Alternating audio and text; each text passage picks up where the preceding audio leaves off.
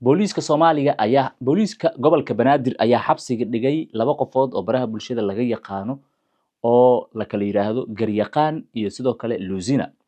Luzina iyada waxaa loo haystaa oo xabsiga loo dhigay inay gaari iyada ay leedahay ku waday ninkan oo booliiska ka baxsanayo waa Garyaqaane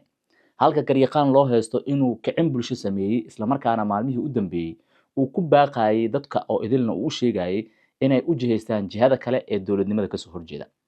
sidoo kale waxaa lagu soo eedeeyay kicin bulsho oo ay ka mid tahay in uu arrimo qabiil iyo hurin colaadeed ku baaqayo ninkan oo dhawaan laga soo celiyay wadanka Mareykanka ayaa magaalada Muqdisho dib ugu soo laabtay tan iyo markaasna waxa runtii uu sameynayay sida booliisku ay sheegeen waxyaabo kicin bulsho lagu sifeeyay muddo ku dhawaad bil ah oo raadin lagu hayay ayaana ugu dambeyn taliska booliiska qaybta guud soo qabteen xabsigana u tixaabeen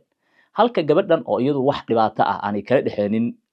ciidanka booliiska oo iyadu bartilmaameed aan u ahayn ayaa laakiin lagu soo eedeeyay dambi ah inay gaari iyadu ay leedahay isku dayday inay ninkan ku qaado ku qariso kuna fakiso taas oo laamaha amnigu ay aad uga gilgisheen eedeentaasna runtii loo soo jeediyay ay tahay in ay gacan siineysay qof dawladdu ay raadinayso gaar ahaan booliiska waa dambi culus taas iyada naftigeeda xabsiga ayaa iyadana loo taxaabay oo ay hadda ku jirtaa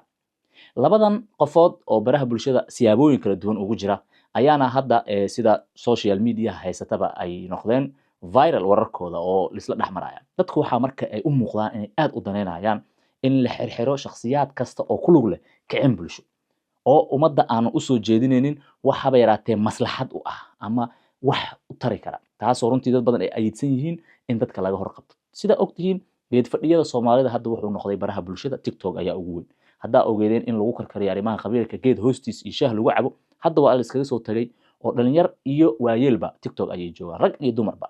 meeshaas ayaa marka waxay noqotay platform hor leh oo xitaa qofka kale uu ka afdheer yahay ama uu ka qabiil sheegid badan yahay ama kama xumaan gudbin badan yahay uu ka saameyn badan yahay wixii ka soo kordhin ka horeysan calaykum ariyu boosay waa ku salaamay